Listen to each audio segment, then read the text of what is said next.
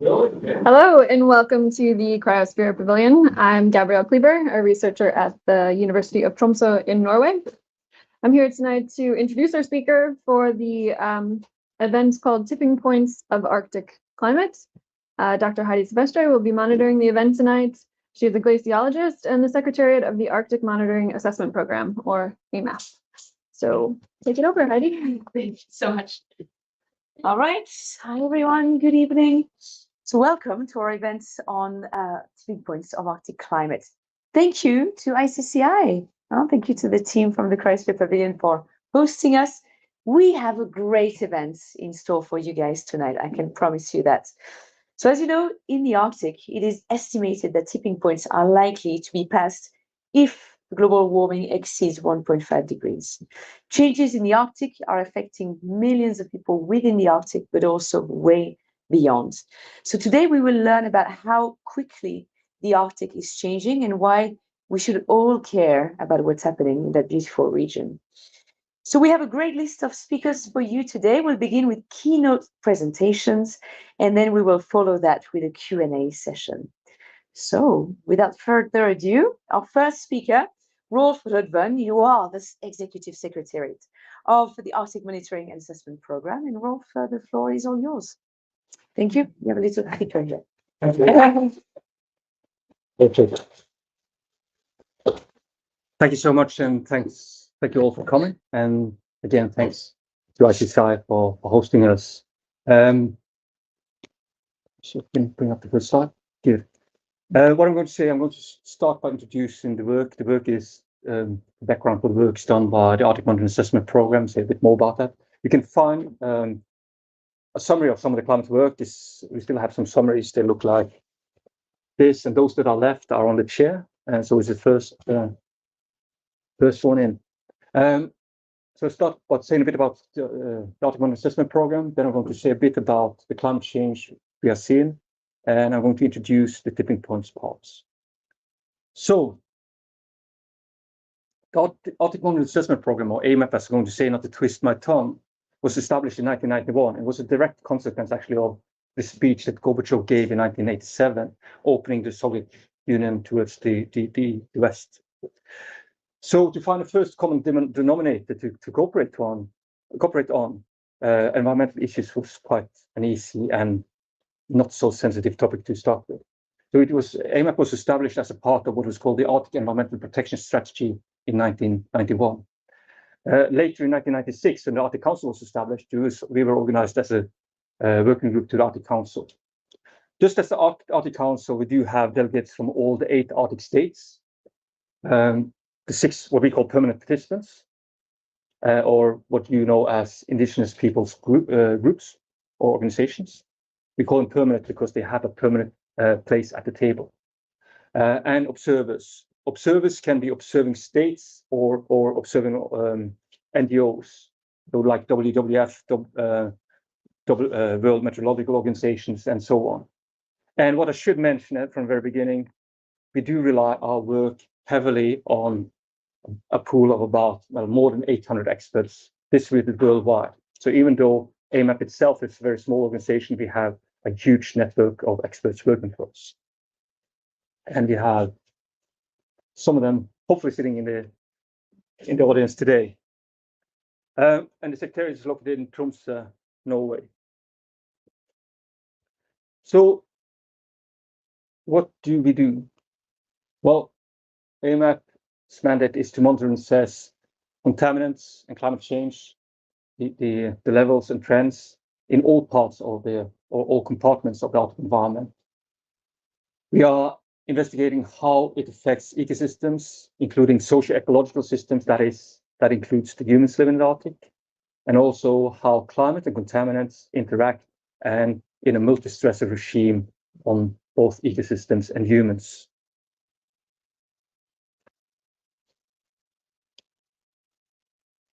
So what we produce are our assessment reports, and those are the backgrounds for the summaries you see there. That's our main product. The assessment reports are a scientific assessment report with a peer review, usually around 200 pages. We have one we call the BRIC, which is about 1,000. And we do know that to have a policymaker reading 800 or not just even 200 pages of science is rather hard. So we kind of condense them down, like 200 pages, we condense down to 20 pages of a scientific summary. And then, and the scientific summary, opposite of what you see from IPCC, the scientific summary is never negotiated. So it's a pure scientific summary. In addition to that, for the summary policymakers, we add in policy recommendations. And those are recommendations that have been negotiated among the 8 Arctic states, also in consultation with permanent participants or the indigenous peoples. We also do run a huge monitoring an assessment program where we do harmonize the way we measure things throughout the Arctic. That was in particular important in the beginning, particularly when it comes to human health, because you can't export samples abroad. And our work works as advice to the Arctic Council, but more importantly for us, we feed it directly into international organizations like the UN environmental organizations like Stockholm Convention, Minamata Convention on Mercury, the Air Convention, and we just had attended the ministerial yesterday on the climate and clean air convention. We attended the ministerial yesterday, WHO and others. And what you can see on the lower part here are the assessments report we produced for 2021, but also including a report we co-produced with UN some years back. So does this actually make a difference? And that's the question we try to ask ourselves every day, because we're not a scientific organization. We work in science to policy interface. So are we actually able to push the policy? Well, first and foremost, I would say that first success was the establishment of a harmonized monitoring program throughout the Arctic, and is still referred to on the way to do quality control and quality assurance today. When it comes to pollutants, important pollutants like what we call persistent organic pollutants, or PCBs, DDTs, and so on, and mercury, report the paper on the right-hand side and similar papers clearly states that those regulatory conventions were based upon Arctic data fed to UN through AMAP. Yeah. And also, I should say here, we also feed our data on Arctic warming into IPCC and UNFCCC. So, for the last, what is the state of the Arctic? And several of you have seen this before, but our latest report reports that the Arctic warms 3 times as fast as the global average. There are other reports saying 4 times as fast using a bit different data set. And we have seen that the temperature has since 1971 increased by 3.1 degrees. However, that's just part of the truth, because if you look into this area between Svalbard and Nova Zembla, we're already at an increase of 6 to 8 degrees. That puts the 1.5 target into perspective. It's not only getting warmer, but it's getting wetter. So we have, since 1971, precipitation have increased by 9%. However, it's not as it used to be. When it comes to rain, it's 24% more rain, but it's 21% less snow. So the winters are getting wetter, and that causes issues for the ecosystems. Also, permafrost is thawing. We've seen an average increase of 2 to 3 degrees Celsius in the permafrost since 1971 to today. And when it comes to the sea ice, it has almost halved since 1978. We've lost a bit more than 3 million square kilometers of sea ice. That equals the area of India. That is lost since 1978. And there's a massive loss of the Greenland land ice, which I guess Jason will come back to. We lost about 5,000 gigatons of ice since about the year 2000. So the Arctic is warming rapidly. And it happens so fast of what we call the Arctic amplification. The more it warms up, the less the albedo will be, the more humidity it will be, and it just keeps on accelerating. And that's the really scary part. However, even though these processes are accelerating, we still call them kind of linear. But what is maybe more scary is what we call, what I like to call the Arctic complexities of tipping points. And not to get entangled in the scientific definition of tipping points, in this session, what we call tipping points are processes where you have some kind of stepwise impact, and it's irreversible on the relevant time scale. So it may not be irreversible in total, but at least on time scale relevant for mitigation. As can you see on the map on the left-hand side here, and also on the figure on the right-hand side, those that are text line in yellow, all of them are taking place in the Arctic. So the Arctic is a hotspot for tipping points, literally speaking. And what's also quite interesting to see is that for a lot of those tipping points, they already start within the 1.5 to 2.0 scenario.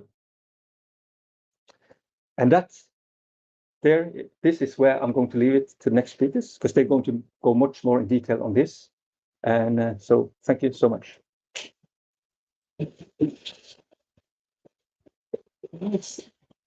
Thank you so much, Rolf. That was such a great introduction to the event and also to the notion of tipping points. So you understood that what we're talking about here is really irreversible changes on human timescales. And it is clear that the Arctic is the best place to talk about tipping points, as you said, Rolf, it is a hotspot for tipping points. So our next speaker is Jason Box, that many of you already know. He's a professor at the Geological Survey of Denmark, GEOS, and he's a visiting scholar at the Bird Polar Research Center. So Jason will tell us about climate change indicators. And it's a recorded presentation. So Jason, if you can hear us.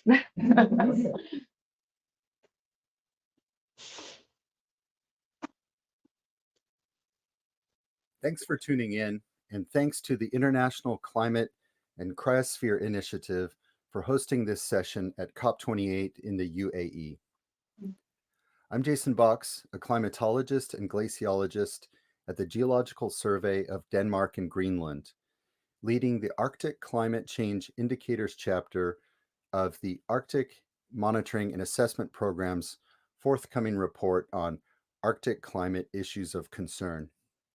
This chapter includes contributions from 14 international experts across Arctic climatology. The Arctic climate system, as a cold pole of the Earth's planetary heat engine, has undergone profound physical changes since the mid-1980s. In the Arctic, it's only after the 1980s that the anthropogenic warming signal becomes obvious, punching through the noise. I'll now briefly summarize changes in more than 10 observational indicators of Arctic climate, most spanning the 44-year period 1979 to 2022 that covers the transition to a rapidly warming new Arctic. Owing to amplifying feedbacks and an increase in winter warm episodes, the Arctic surface warming rate in the recent 2 decades has exceeded 4 times that of the global average. Over the area where sea ice loss is greatest, the temperature increase is more than 7 times global. Around Greenland, the temperature increase since 1979 is twice global. The observational data exhibit widespread and statistically significant warming trends in air temperature and permafrost temperatures.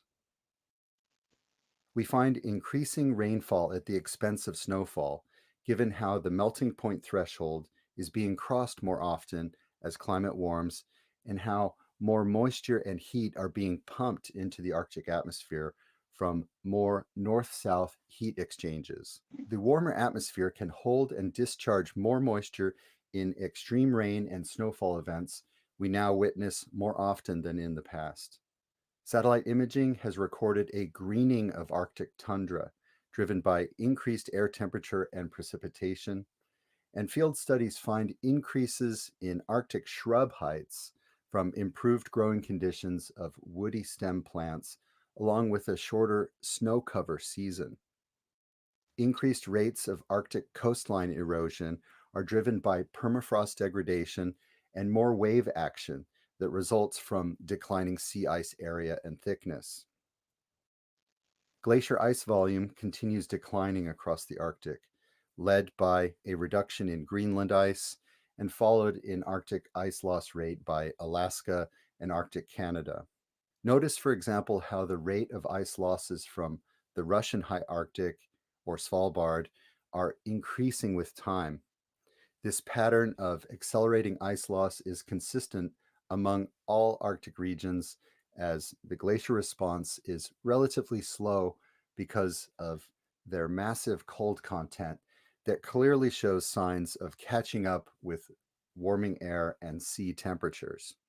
Greenland remains Earth's largest regional contributor to global sea level rise, producing an even larger sea rise than from the much larger ice sheet in Antarctica.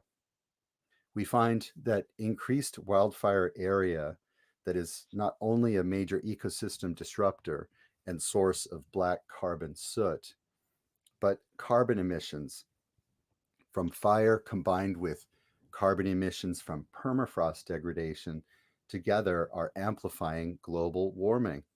The more global warming, the more Arctic carbon release, and then some more global warming in a feedback process. Increasing fire and permafrost carbon emissions are not well captured by climate models that policy relies on as planning tools for the future. The weakness of modeling is not from lack of diligence on the part of science. It's for reasons like the model resolution tends to be too coarse to resolve the wavy jet stream and stuck jet stream patterns that produce extremes. Furthermore, the global carbon cycle is not well accounted for yet in climate models. And it's not the model's fault that not all known amplifying or damping factors are yet accounted. The issue is that in a lot of cases, we lack the physics and mathematical expressions to mimic how sensitive nature really is. Consequently, climate and Earth system models offer a mere facsimile of the infinite fidelity of nature. The models lack the sensitivity and detail we see when we venture to the Arctic.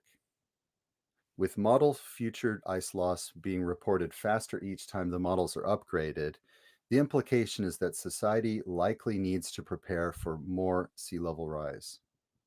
Modeling the future is hard, and when we compare how well modeling captures past ice and carbon changes, we get the clear impression that future warming and ice loss can come faster than forecast.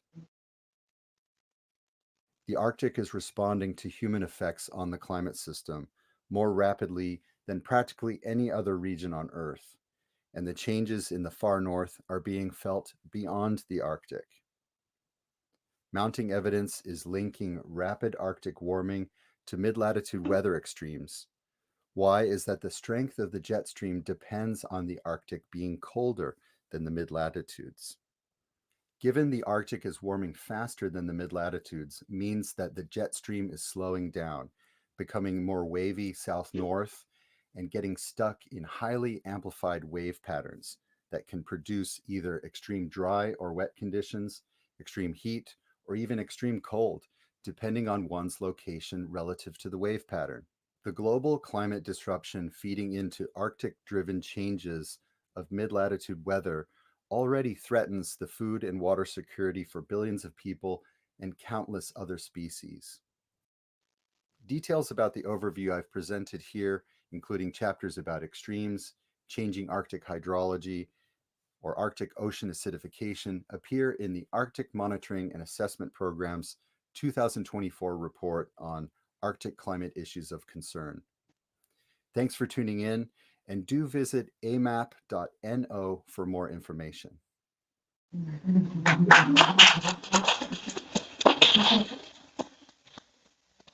Thank you, Jason. That was a great presentation. I mean, it is very clear that the Arctic is becoming warmer, wetter, greener, and also a lot more chaotic than before. It's crazy that we need to prepare for the worst consequences of climate change in that region. And what was fascinating about what he said was that these models are not perfect, they have their own weaknesses, and that things could be a lot worse than the worst projections from these models. So the next presentation is just as terrifying as this one. It's from Marta Trodau, who is a researcher at the Norwegian Meteorological Institute. And Marta will tell us about what's happening to the Arctic Ocean. She will explain that we're starting to observe more and more extreme heat events within the ocean itself. So Marta, another pre-recorded presentation, off you go. At the Norwegian Meteorological Institute. Today, I will be talking about Arctic ocean heat waves, which are one type of extreme condition occurring in the ocean, and the reason why we care about understanding them are their potential for major impacts on ocean ecosystems. The Arctic Ocean is a very biologically diverse region. This summer, I was so lucky to get to experience some of this diversity. Shown here are some of the marine mammal encounters documented by the vessel I was on, except this mammal in the lower left picture. That's me next to a glacier on Svalbard. For all these animals, a marine heatwave event could have major impacts, leading to, for instance, a shift in their distribution or impacting their production cycles and food resources. But before we talk more about their impacts, firstly, what is a marine heat wave? At its simplest, a marine heat wave is a period of extreme ocean temperatures, just like heat waves on land are periods of extreme air temperature. However, they differ because marine heat waves can extend over larger areas and last longer. They represent, however, shorter-term change in ocean temperatures on top of the general longer-term warming trend of ocean temperatures worldwide. The number, intensity, and duration of marine heat waves are increasing globally. This figure shows the number of days with marine heat wave conditions averaged globally in different historical records from 1900 to 2020. And we can clearly see the increase the latest decades. Globally, this number has doubled since 1982. The most studied events that have occurred globally have revealed that marine heat waves can be devastating to marine life, as they've all been linked with disruptive changes in marine ecosystems. Some of the ecosystem impacts are shown on this sketch. The most well-known impact is perhaps coral bleaching, but they also include mortalities, harmful algal blooms, diebacks of kelp forests, and shifts in species distribution. When a marine heat wave strikes, it can force organisms to flee in search of cooler, more comfortable waters. Conditions can get particularly devastating for organisms that are immobile. Mass mortality and disease events linked to marine heat waves have been reported in wild and farmed fish populations. In addition, shifts in species distribution can lead to altered fishing practices and economic losses. The vulnerability of marine ecosystems depend on both the duration and how rapid the conditions develop, but also how extreme the temperature gets. The temperatures are considered extreme if they exceed a threshold above normal temperatures for that region and season. The question is, what is normal ocean temperature? Here we see the observed sea surface temperatures averaged between 1991 and 2020. This gives us a view of what normal conditions look like. At a specific day of the year, we can then consider how temperatures are compared to these conditions. The temperature anomaly for a day in August this year looked like this, where red colors denote warmer than average temperatures. Here we see large areas of red within the Arctic. However, to know whether the areas constitute marine heat waves, we need to look at the definition. Marine heat waves are characterized by how long they last, their intensity, and how often they occur, their frequency. The time series of sea surface temperature at one point in the ocean could look something like this, with time in days on the horizontal axis. Temperatures may vary from colder than average below the blue line and warmer than average above the blue line. When the temperature hits the threshold, the yellow line, and stays there for more than 5 days, we have a marine heat wave event. Marine heat waves can further be divided into categories depending on their severity. 5 categories have been defined, spanning from moderate to beyond extreme. The marine heat wave category is shown here for this day in August. The black regions are masked out due to sea ice. We can see that the red regions in the former slides met the marine heat wave criteria this day and categorized to severe to extreme heat waves in some areas, where the category reaches 3 and 4. But what can cause such a change in ocean temperatures? A range of mechanisms can lead to anonymously warm waters. We can consider some of the dominant processes in the upper layer of the ocean, the mixed layer, where water temperatures are relatively homogeneous. The mixed layer is warmed by sunshine and cooled by radiation emitted from the ocean surface and by heat loss due to evaporation. If the surface air temperature is warmer than the ocean below, the mixed layer may warm. Heating of the layer can occur with, for instance, a decrease in cloud cover that would otherwise reflect some of the sunlight away, leading to more solar radiation reaching the ocean. And in warmer wind conditions, there will be less evaporative cooling from the ocean and more heat remains in the layer.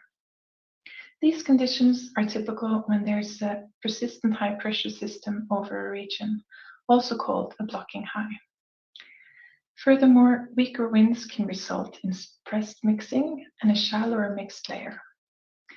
With a shallow mixed layer, there's less water to heat up, which can generate a larger temperature response for given heat inputs. Ocean currents can also horizontally transport warm waters into a region. In addition, vertical entrainment or transport of water can impact the temperature. In the Arctic, the processes driving the surface temperatures are also influenced by sea ice. Solar warming is greatest in ice-free regions.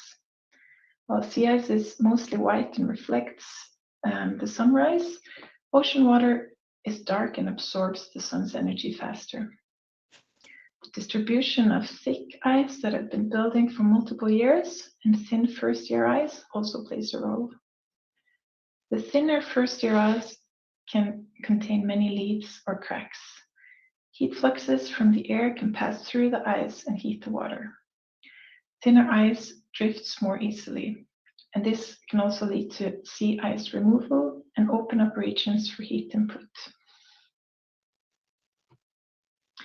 Marine heat waves have been taking place in the Arctic, and studies show that their frequency, intensity, and duration have risen remarkably the past decades. Overall, the timing of being in the middle of a marine heat wave in the Arctic Ocean is early August to mid-September. Here you can see a map of a measure of the intensity of heat waves detected in the Arctic Ocean between 1988 and 2017. Red colors indicate more accumulated heat in the surface layers. The black line marks the average extents of this multi-year thicker ice cover, where we see the values remain relatively low within this line. The green line marks the average edge of the first year thinner ice. The increase in intensity was found to be greatest in this area. In the last decade, however, the areas with severe heatwave events have gradually extended northward, reaching the more central area of the Arctic Ocean. This figure shows how intensity evolves over the same period, with time on the horizontal axis and degrees north on the vertical axis. We can clearly see the increase in the latest years and how this impact is extending northwards. The increase of marine heat waves is found to be correlated with a decrease in sea ice concentration. To the right, we see the evolution of sea ice in 2007, and to the left, the time series of sea surface temperature from the area marked by the arrow, where these red colors denote temperatures above threshold and reveal that there were marine heat wave conditions lasting from July to mid-October that year. The most extreme marine heat waves in the Arctic have each been accompanied by a record decline in Arctic sea ice, in particular in this year, 2007, but also in 2012, 2016, and 2020. The reduced ice concentration leads to less reflected solar radiation and more absorption in the ocean that further warms the sea surface temperatures. Upward trends in marine heat wave characteristics have been specifically remarkable in the Barents Sea, known as a climate hotspot. In the northern Barents Sea, increasing air temperature rates are up to 5 to 7 times the global warming rates. Also, increases in ocean temperatures have been approximately twice the global average.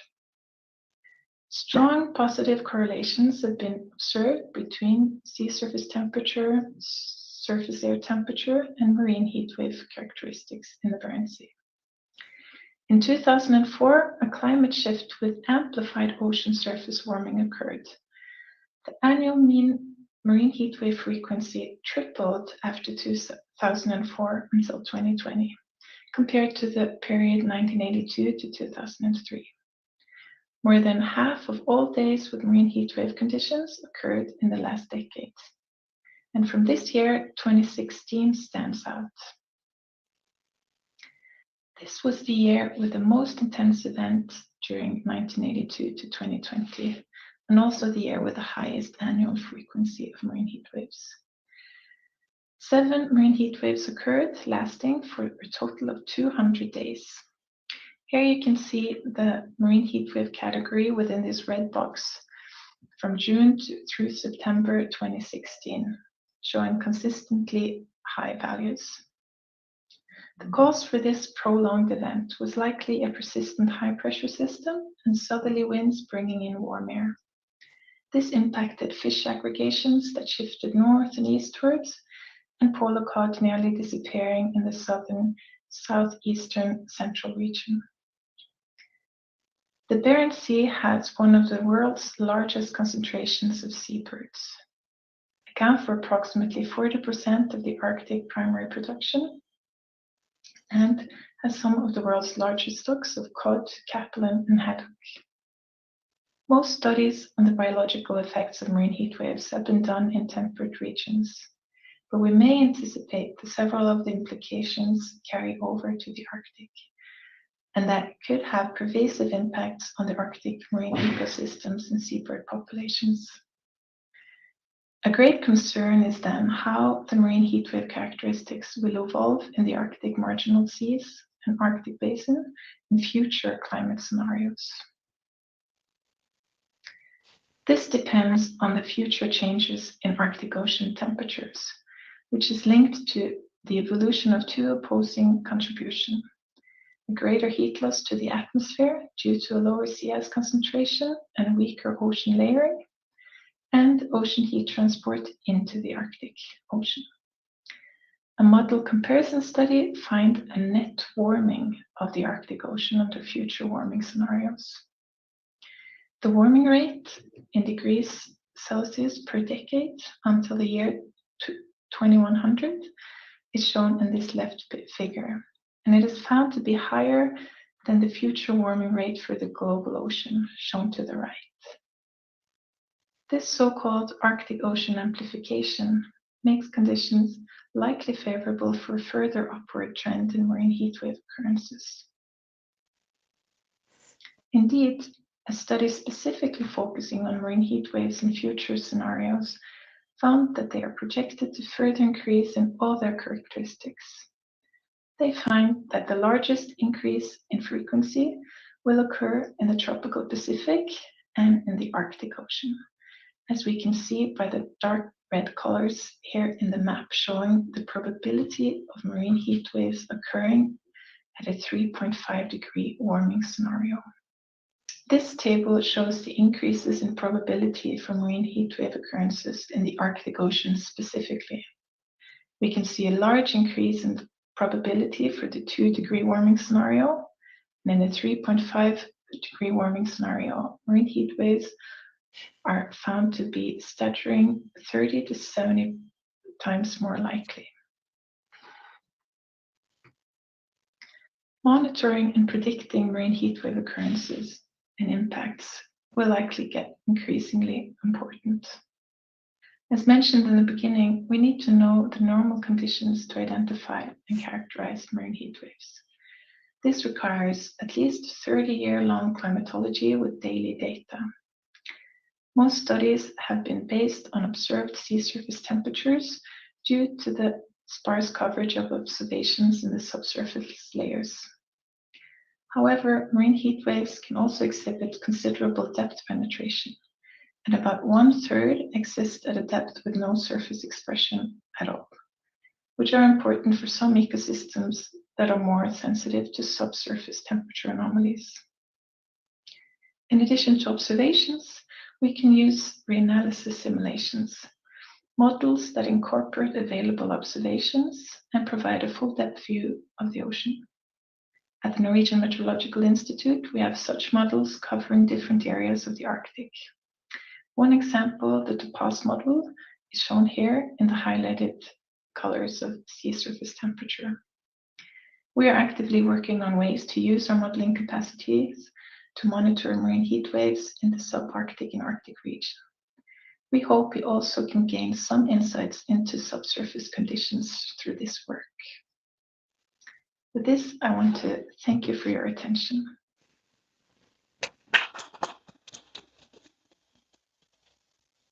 Whoop! Quite a sobering talk from Marta, but it's quite staggering to see, as the Arctic Ocean is getting warmer, how more frequent and more intense these marine heat waves will get. So unfortunately, this is not the only stressor that will affect the inhabitants of the Arctic Ocean. Temperature is one thing, but the next two talks are also going to be focusing on the Arctic Ocean. And the next one is especially focusing on the fish in the Bering Sea and on extreme events affecting the fish populations. So we have one last recorded talk before we have a talk in person. So the next speaker is actually Jim Overland, who is a research oceanographer at NOAA and at the Pacific Marine Environmental Laboratory. Off you go, Jim. So the Arctic is seeing a large number of extreme events that are well beyond the previous record. And a real major one that I've looked at is the lack of sea ice in the Bering Sea. And this lack of sea ice has propagated to a major change in the ecosystem and influence on coastal villages. The Bering Sea lies between Alaska and Siberia, and the ocean is divided into two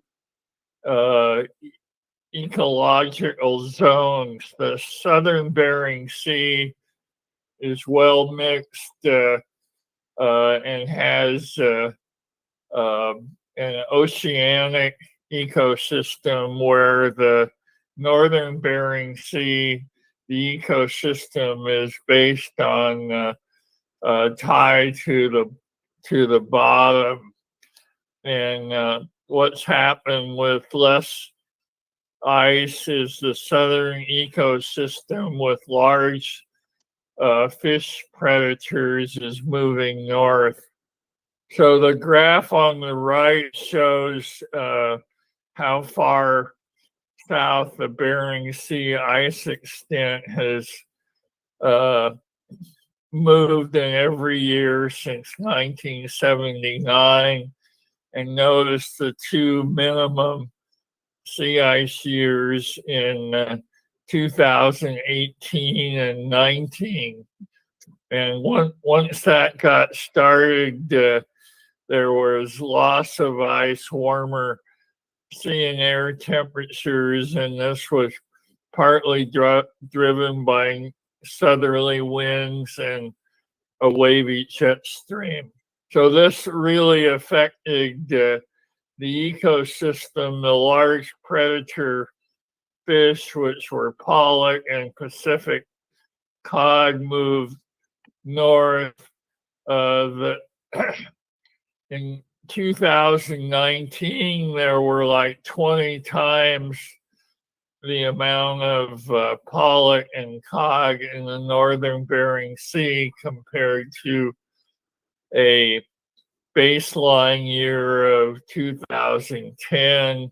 In 2020, there were less pollock and cod, but still a major increase over the baseline.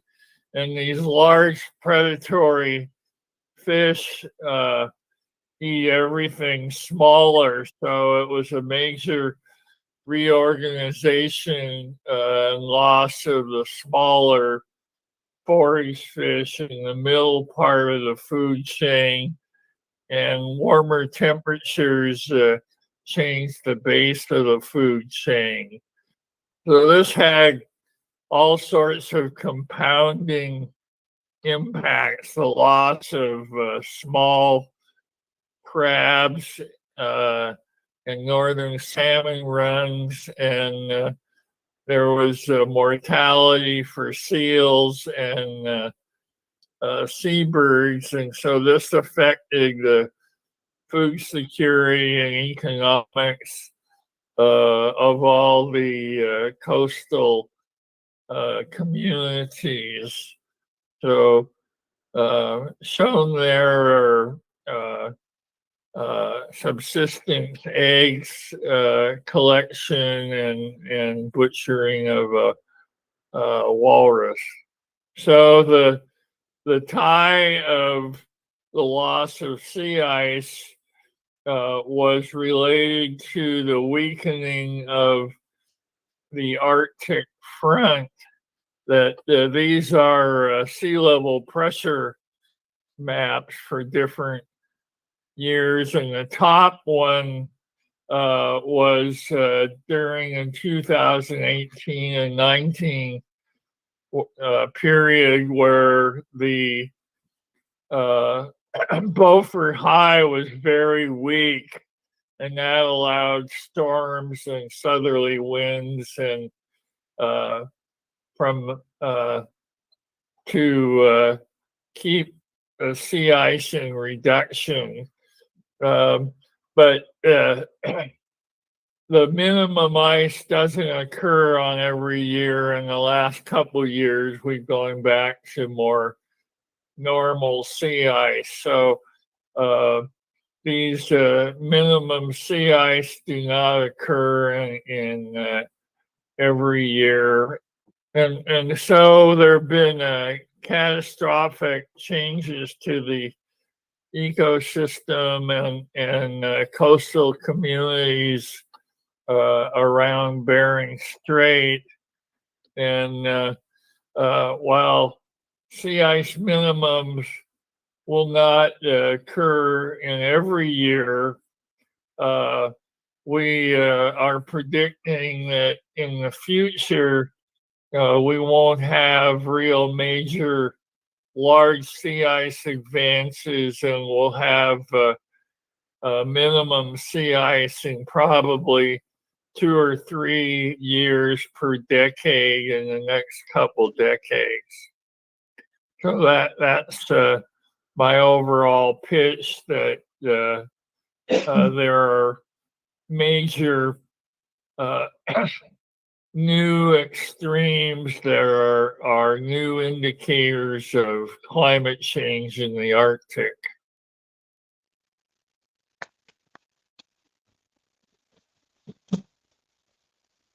Thank you so much, Jim. Wow, these numbers on fish populations are absolutely crazy.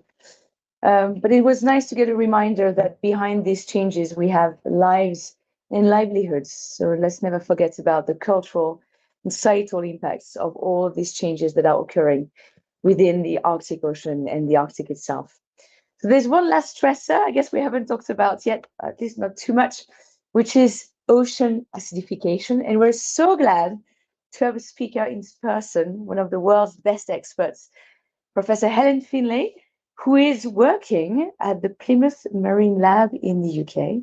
Thank you for being here, Helen, and the floor is yours. Thank you.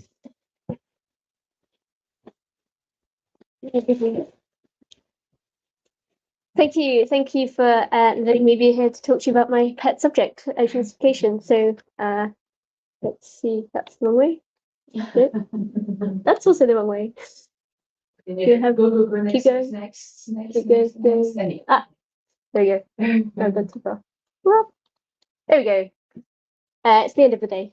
So ocean acidification, we've heard a bit about Barents Sea, and this is actually the ocean acidification stripes. So we have climate stripes, I think everyone's aware of. We have worked on a project with ETH Zurich, and they decided to use their satellite modeling data to produce ocean acidification stripes. So I thought it was relevant. You can go and see the website, take a look at that. You can see how the pH has changed. 23% increase in acidity in the Barents Sea over the last, well, since 1982. So for 40 years.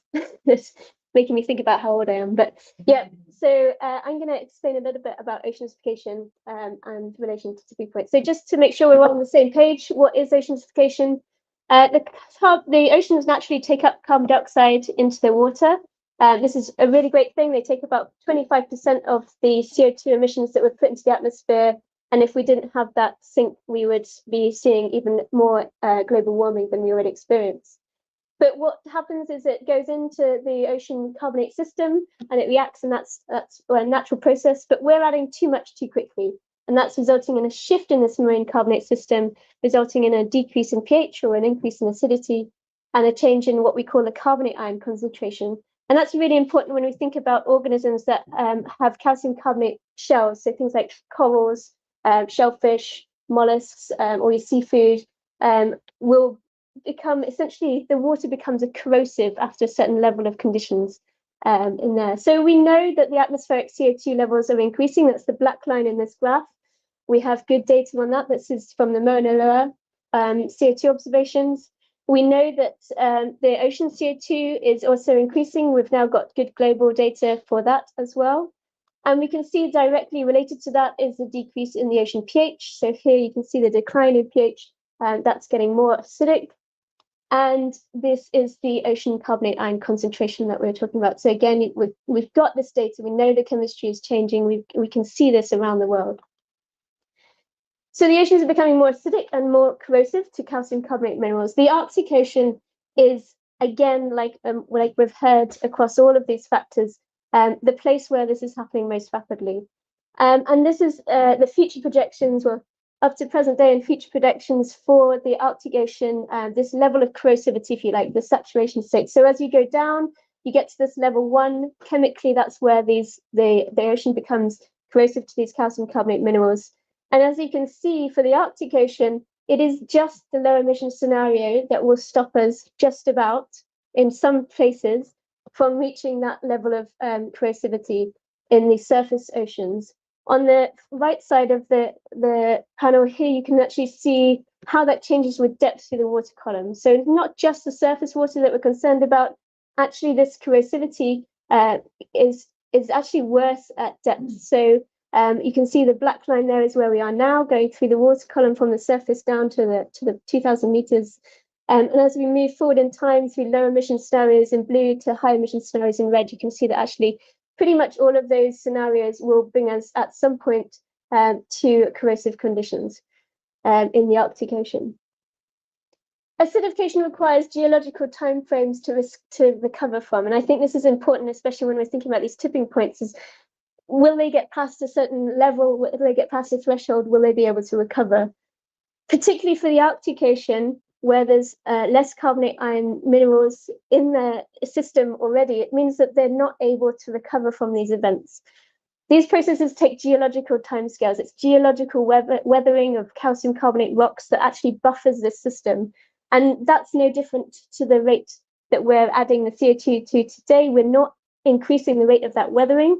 We're actually keeping that the same as it's always been. But so anything that we do to the system will result in essentially long-term recovery for these events. So if we stopped emitting carbon dioxide at these various levels by the end of the century, then these are the sort of trajectories we expect to see up to the year 2500. So you can see that we're locked in already to a certain amount of acidification. And this just kind of takes that point one step further. So this is really new data that we worked with the UK government to produce. So thinking about these hysteresis or these tipping points, can we use the atmospheric CO2 concentrations and the projections to look at where these levels of corrosivity are going to occur? This first panel on the left shows as we increase the atmospheric CO2 concentration, we actually see this decrease in corrosivity or increase in corrosivity, if you like. So the red line represents a high emission scenario. And then as you go through to the dark blue line is the low emission scenario. You can see that depending on how quickly we acidify the oceans, how quickly we add carbon dioxide to the system is how quickly we will reach these levels of corrosivity. But what's actually really important to recognize, again, just on our 2100 scenarios, if we stick to the 1.5 low emission scenario, you can see that this isn't a linear effect. So the panel on the right there shows that even as CO2 emissions come back down after the year 2070, through 2080, 2090 to 2100, so the CO2 levels are falling back towards 400, the level of corrosivity is still staying at that low level. So it's past this tipping point. We've gone beyond already some level of commitment to acidification in the Arctic. You may come across this planetary boundaries and talk about thresholds by Richardson et al. The most recent assessment came out in September, I think it was this year. And they put global ocean acidification just under the safe boundary of safe operating space, they call it. And again, this is kind of another way of thinking about tipping points. And what we're looking at the moment is whether we can really break this down again. So we talk about these averages, global averages of 1.5 or global averages of declining pH. But actually, when we break it down to regional changes, ocean acidification, it has crossed that boundary, the same boundary that they talk about for the global average, by some margin in the Arctic Ocean and the Southern Ocean. And one of the things that Richardson et al. Wanted to do was to use the boundary of 80% of pre-industrial conditions to make sure that the polar oceans would not cross this level of undersaturation. And what the panels on the right there show are maps of the Arctic Ocean in terms of their saturation state. So red is essentially more corrosive, and then as you go white, that's good conditions. But even pre-industrial conditions had 0.5% of undersaturation in the Arctic Ocean surface waters. But what we've seen is that actually, even through to present day, the observations are showing us that we're exponentially increasing that amount of undersaturation in the surface waters. And so we're already experiencing undersaturation in the present day. And so we have crossed that safe operating boundary in the Arctic regions. But how can we link that to the biological effects? Why does it matter? Why do we care about the ocean acidification? Well, there's many reasons for caring about acidification. Just like you and I, all marine organisms have to monitor and regulate their internal acid-base balance, their pH in their blood. But we're particularly concerned about calcium carbonate producing organisms. So this is a really good example of a shelled organism. It's a pteropod. It floats around. It's also known as a sea butterfly. On the top picture there is a healthy pteropod. And you can see it's got a kind of nice clear shell. It's maybe difficult to see from the audience there, but the bottom one is one that's been exposed to conditions which are corrosive to its shell. And you can maybe just see on the side here, these areas here with like stripes, which don't come across in this one. There's cracks here, there's cracks on here. And generally it's in much poorer condition. It's experiencing dissolution, so it's dissolving away even while it's living. And what Nina Bednarczyk and others have shown is that actually these pteropods are not subjected to this chemical threshold of 1. They actually will be impacted at much higher levels, so anywhere up to about 1.5. So in the Arctic Ocean, they're already experiencing that. And what they can do, what Nina and others have done, is then produce maps to show where these aragonite conditions are happening in the Arctic. So that's the panels on the left here of the Arctic Ocean and Southern Ocean. Just for comparison, you can see in red again is beyond this biological threshold of 1.9. And then the percentage of pteropods we expect to find that have severe dissolution. So again, red is bad as you go through there, and you can see pretty much large portions of the polar oceans are subjected to, we would expect to find at least 50% of pteropods to have severe dissolution. And there's growing evidence of damage in polar oceans and oceanification hotspots. We've got evidence of calcification rates decreasing in the Southern Ocean. We've got evidence of larval crab exoskeleton dissolution, and that's affecting things like how they receive information, how they can detect information and respond to the environment. So I just wanted to kind of bring together a bit of the oceanification story with some of the warming, because we've heard a little bit about that today from others. And just a bit of a precautionary tale, I suppose, in that the IPCC report has these lovely figures. And this one is about fisheries yield. And if you were to just look at this without reading any of the data, right, I think most people would agree that green looks good here. So the Arctic's going to be awesome. Even at the kind of high-end scenarios, we can go away and have catch lots of fish. It's going to be brilliant up in the Arctic. But actually, that's not the case. And if you read the small print, it says projected changes in the Arctic regions have low confidence due to uncertainties associated with the modeling of multiple interacting drivers. And that means that the fisheries models that are included in these basically take into account some warming effects, but they take very little account of sea ice loss, things like acidification, multiple stresses in other ways, the freshening of the Arctic Ocean, the changes in the salinity budget.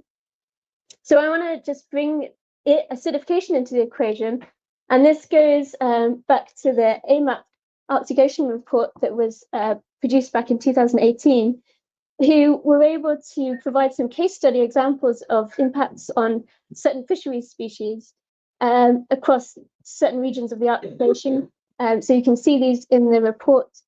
So there's a couple of examples there. There's Norwegian sea urchin and kelp. Again, oceanification and warming are suggested to reduce the potential of urchin harvest by a factor of 7. Norwegian Barents Sea cod, ocean acidification makes stock collapse more likely, especially in combination with warming. Greenland shrimp, there's insufficient data, but there's some evidence of impacts. Alaskan king crabs, there's a decrease in crab catch due to oceanification, and the Canadian Western Arctic bioregion. It's a really interesting case study, that one, where they think about the risks and dynamics of the socioeconomics as well, where there's also increased marine productivity due to warming and little effect by acidification. So you can see that actually we really need to be taking into account all these multiple drivers in our assessments of impacts to things like fisheries. So just as a kind of bringing that together for the Barents Sea cod, I just wanted to highlight this one. These profiles basically show what you can achieve in terms of maximum catch against temperature. So temperature goes across the axis. If you have a warming only scenario, basically white and yellow is good, purple is bad. So you would expect that there's more mortality in the system if you have higher rates of warming, sort of outside of the thermal range.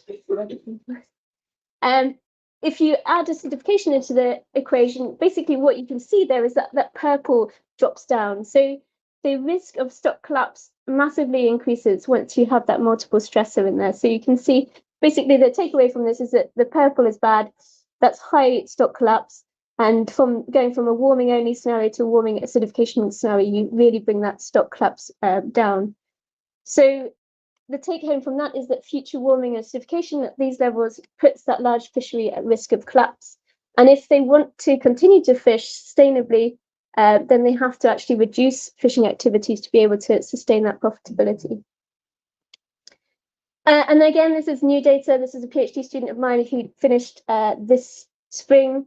He's been using satellite data to try and make better measurements, but more measurements of carbonate concentration changes or ocean acidification changes across the Arctic Ocean. And she was looking at whether we can map that against kind of the life histories of species in the Arctic And this is just a really nice example of where you can see the pod life history on the left here, where you can see in dark blue is the spawning areas. You've got the sort of lighter blue are where the juvenile and adult feed. And you can see that what we know from acidification experiments in the lab is that actually these juvenile areas, the egg spawning areas, it's those life stages that are going to be most impacted by acidification. And actually, if you map that onto where we're seeing the highest rates of acidification in the region, then that's the fastest rates of change are in these areas where early life stages are distributed. And so again, that's another reason that we need to be taking into account these multiple stresses. So you hear a lot of people talk about how fisheries are going to be moving northwards and these life stages are going to be distributed differently. But we do need to take into account the fact that all these other stresses are going on alongside that. And they may not be able to move northwards. They may be trapped by these other stresses that have the potential to impact them further into the Arctic Ocean. So I'm going to kind of end with just saying that acting now prevents the worst. I like this figure because it really highlights the difference between urgent action and sticking to low emissions versus carrying on the way we're going and having high emissions. So this is from the IPCC Special Report on the Oceans and Cryosphere Climate. I never get that right way around. SWOC report. So by the year 2100, if we stick to low emissions, you can see the areas of red represent where the waters become essentially corrosive to these calcium carbonate minerals. Quite limited in the low emission scenarios. It's pretty good outcome, I would say. High emission scenarios, not so good. Pretty vast areas of both the Southern Ocean and Arctic Ocean will become undersaturated year round. So the option now is what we do. Where do we go from here? And we still have this choice that we can make. Do we stick with this low one where we have very low impacts to the or ecosystem? We're still locked into a certain amount of that, as I hope you've got from this talk and the other tipping point talks, is that these things are happening. They're happening rapidly, but we still have a choice as to how far we send these things, whether we do cross those tipping points and whether we move on, or whether we can kind of stabilize the system a bit and not go so far. So yeah, just in conclusion, polar oceans are far more sensitive to rising temperature and CO2 than the global average, and I think that's really important. You've heard about the Arctic warming being 3 times as fast as the global average. It's the same is true for acidification. Changes are very long term, but directly depend on the rate of CO2 emissions and the rate of uptake by the oceans. And significant damage can occur at 2 degrees. So 1.5 really is the one that will limit these vast ecosystem impacts on fisheries as well as many other impacts. And so acting now will prevent the worst. So I'll end there. Thank you.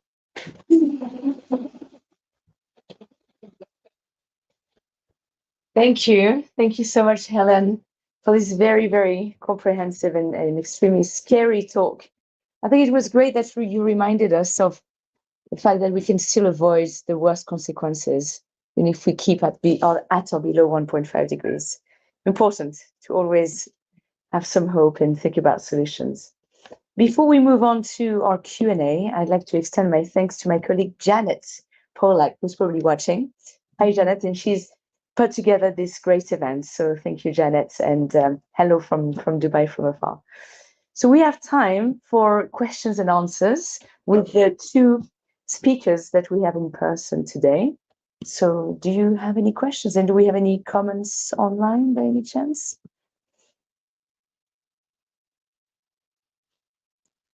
If we don't have any questions, perhaps I'll start. I have a very simple one that you can absolutely expect. What would you say to the policymakers, to the climate negotiators who are, 300 meters away and have important decisions to make? If there was one sentence, to raise awareness about what you're working on at the moment, what would you tell them? Could you come here to answer? Thank you. In one sentence, stick to it. I think we have enough evidence to act. It would be my pitch really, is that there's you can always do more science. And as a scientist, I'm like, yes, please give me more money. I'll do more science. But we have enough evidence, and I think we've demonstrated that just in this hour, that we need to be acting now. And what we do now has severe implications, not just for the next 100 years, but for long-term changes. Would it be too late next year, you think? I think the longer we leave it, the less easy it's going to be to stop a lot of these things that are already in momentum. So we need to be urgently acting. We needed to be acting 30 years ago, but we're at this point where we are now. And I think for me, it's important that we recognize we're in a place where we're really running out of time. And especially for the acidification issue, the only thing that will stop acidification is mitigation of CO2 emissions. It's directly linked. So you can come up with lots of other kind of solutions that are unknown. We can try them, but we don't know. We'd just be manipulating a system that we're already playing a big experiment with. So we really need to be reducing those CO2 emissions. How? May I ask? Oh, sorry. Yeah, well, if I can just, yeah. I was just going to ask, how many of you know Eunice Newton-Foote?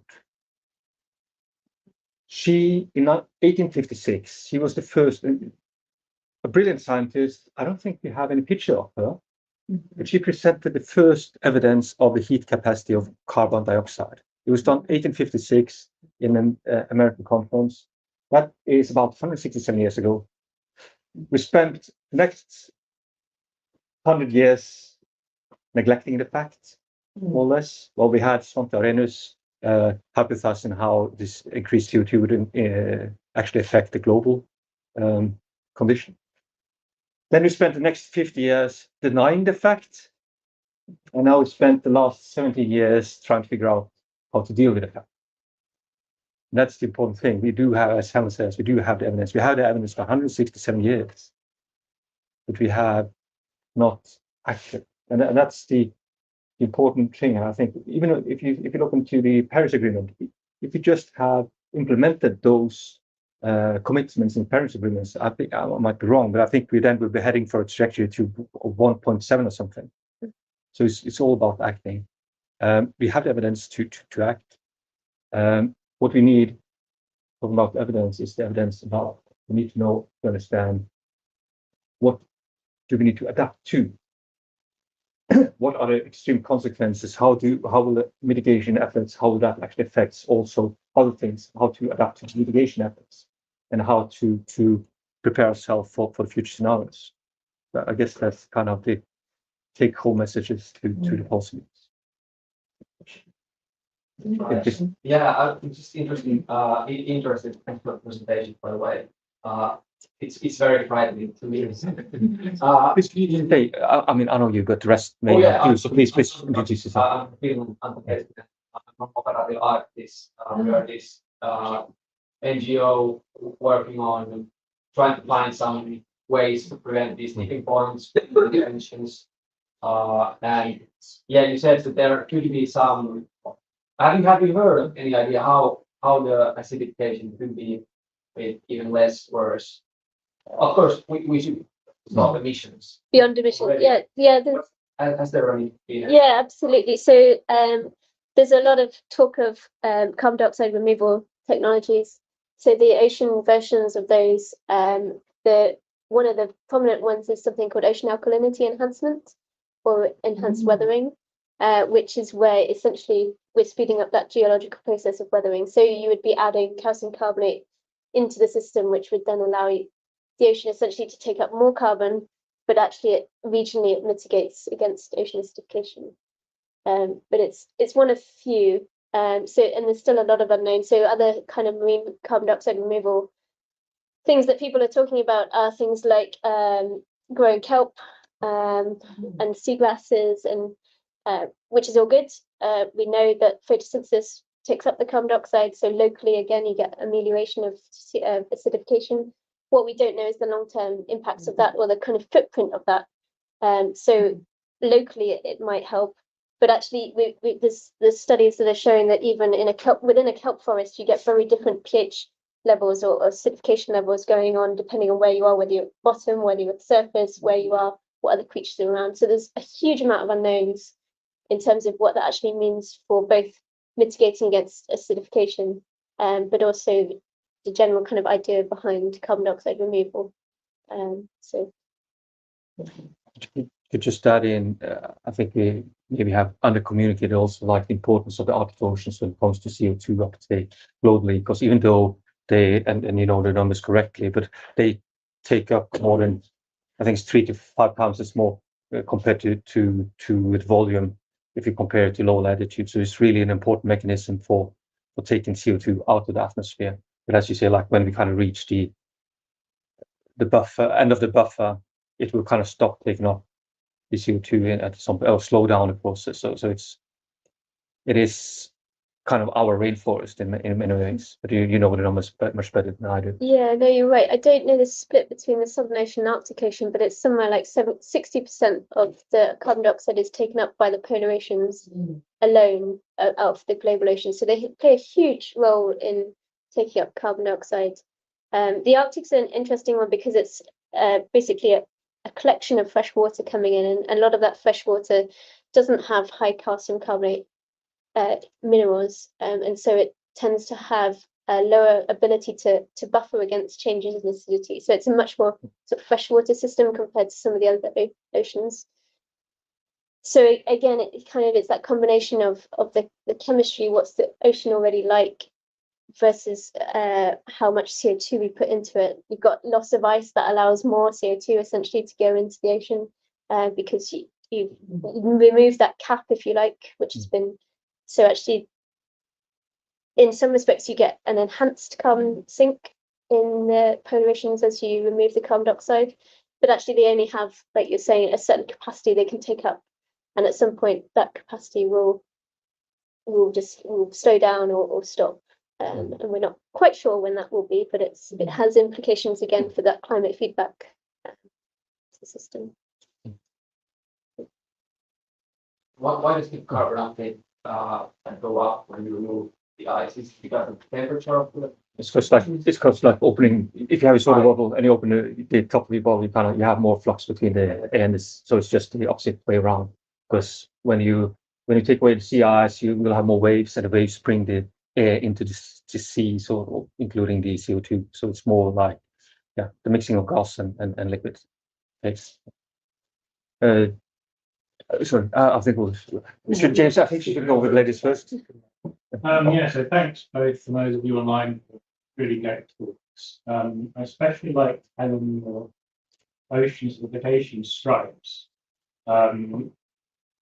I think they're a great way of communicating to the general audience what's happening. Obviously, we've got the warning stripes, we have buildings behind you, and now biodiversity. So my question to you is, can you think of anything else we need stripes for?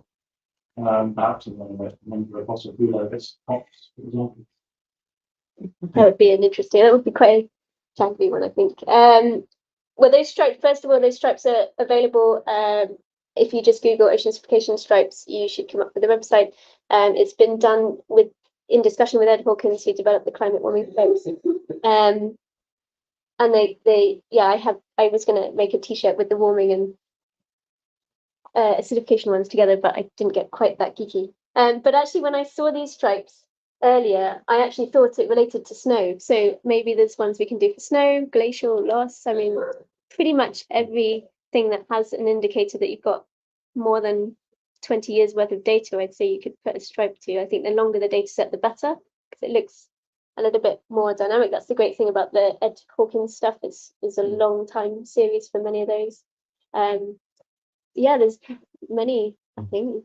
I think I would suggest some, if you're looking into like some of the more severe indicators here, like permafrost temperature, soil temperature, for instance, permafrost thaw, glacier melt, and maybe species displacement, and ultimately, if you're speaking outside of the Arctic, it will be like loss of suitable habitat for food for humans. It will be like a really important one at some point when we start losing those fertile areas, particularly in Asia, talking about Bangladesh, Pakistan, and those that will have problems with the increased sea level rise. You could see it almost being done for all the sort of essential ocean variables or the WMO kind of indicators or something. So yeah, potentially. The thing that Shannon Lee University, for those online, the thing that struck me about this COP, as against the two previous ones that I've attended, is that there's much more prominence of climate interventions, and several of them are focused on the Arctic. So my question is for you, Rolf, about whether the Arctic Council or any of its working groups have any guidelines or recommendations or rules around this, in the same way that you've had guidelines for tourism, for example, in the past, or marine protected areas. If not, please can you? I guess this is actually an excellent point to introduce the person just sitting behind you. So Mariana, if you could just say who you are. So first, so if you can just say who you are and what you do, and then I'll tell about our council afterwards. Yeah, my name is Marianne. I'm a scientist. Background from politics, and I'm working with a group of scientists that are working on to see if the seabed current could slow down the melting of the ice sheets in Antarctica and also here in that part, of warm bottom of the sea. Just to buy us time, not reduce emissions, which is the absolute undeniable, unquestionable goal number one for everybody, but to see if it's possible by municipal interventions to buy more time for people in Tonga, in Bangladesh, and elsewhere. So just continue on that. The climate intervention is not a topic under the Arctic Council at the moment, but it has been, as Marianne said, there was this report published by University of Arctic, or people working at the University of Arctic on different types of climate interventions. Whether it will be a topic under the Arctic Council is this. It doesn't follow naturally the mandate of AMAP to work with climate intervention. But what I do see as a potential is to look into consequences of climate intervention, both on the positive side when it comes to mitigation, but also on what kind of other effects can it have. And I mean, it's very much related to what we see today, like those changes that can happen very abruptly and which are very hard to predict in long term, because they're non-linearity, because they're partly irreversibility. And I mean, both Anton and Marianne knows a lot about this, and there's a great scale of what you're doing. And what's important, and now, please, this is my personal opinion, it's not a policy of the Arctic Council, but I allow myself to be a bit more free speaking now. And something I probably will discuss with Marianne later, it's like this also kind of implies some kind of governance system, because there's no governance system at the moment. So at the moment, you can implement climate intervention locally, and it will affect globally, depending on what kind of measures you do. And what is, I mean, putting it into the way we work in, is that, I mean, people living where I grew up, and I mean, particularly those indigenous peoples living in the Arctic can be affected without having any kind of vote to what's happening.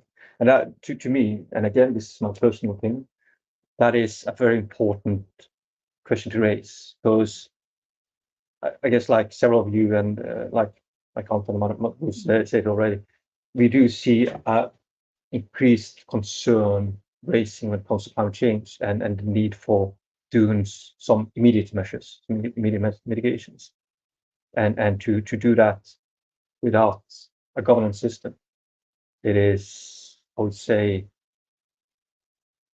that's a risky business, because you don't know the state that may face the most severe consequences of climate change may not be the state that are impacted by the side effect of the intervention. So that is something that's really important for me, in principle of the way we work together in our work.